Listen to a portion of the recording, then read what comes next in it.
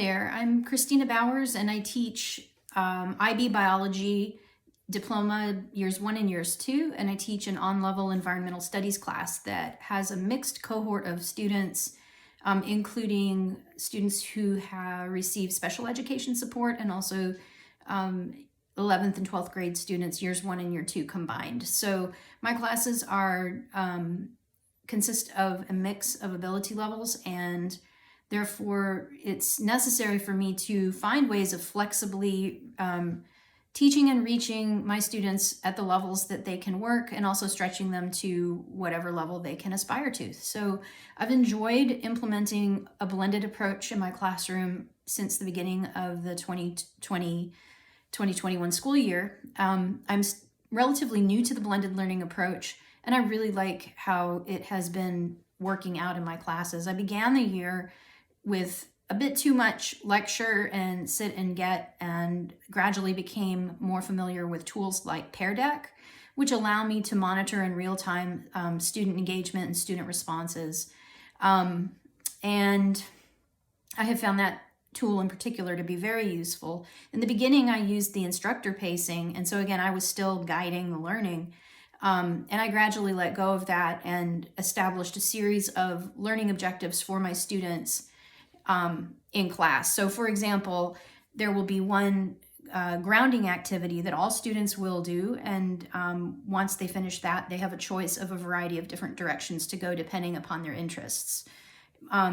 Informal feedback from my students, I've only just now really implemented my first blended lesson plans, and my students have generally expressed favor for the learning approach, so I haven't officially run surveys, and I'll be doing that in the coming weeks to see what they think.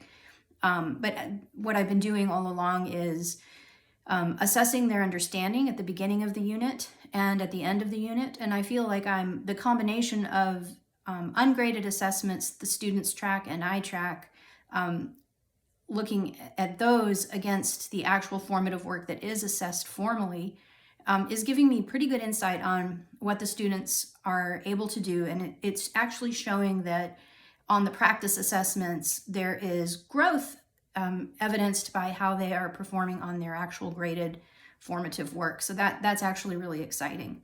The students say that they feel that the pace of class is much more relaxed.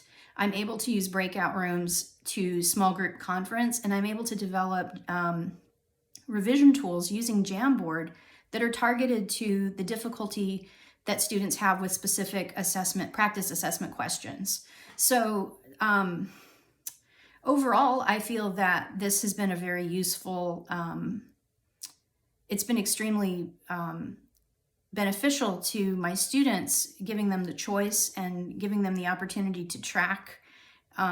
They like that a lot as well, because there's a lot of uncertainty, of course, and stress. And, for many students, the graded work is a big source of stress. And so having lots of feedback that does not have a grade attached to it actually helps really build their confidence. And I've received a lot of favorable feedback from my students in that regard.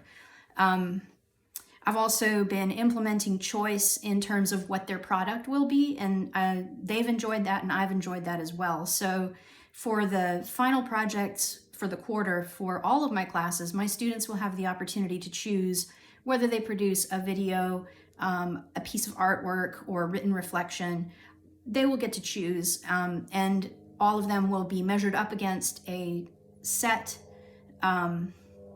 pre-communicated collection of learning objectives and skills. My classroom is a standards-based classroom, and so we've been sort of shifting between, I've shifted away from focusing on the content and more looking at skills, and I also feel like that has been very beneficial for my students. So I'm looking forward to getting their specific feedback, asking them some questions about how they feel about the blended learning approach, but I'm confident that the feedback will be favorable based on what I've heard so far. Thank you.